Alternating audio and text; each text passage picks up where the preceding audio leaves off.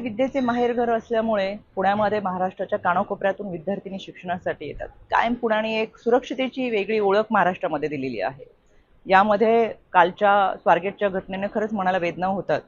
काल सकाळी 6 सव्वा 6च्या दरम्यान स्वारगेट आगारामध्ये एका 26 वर्षाच्या तरुणीवर अत्याचार झाला. संबंधित तरुणीने 9 वाजता स्वारगेट पोलीस स्टेशनमध्ये तक्रार दाखल केली आणि त्या ठिकाणी कार्यरत असलेल्या डीसीपी स्मार्तना पाटील असतील, पोलीस अधिकारी पूनम पाटील असतील यांनी तातडीने तपास कार्य हातामध्ये घेतलं.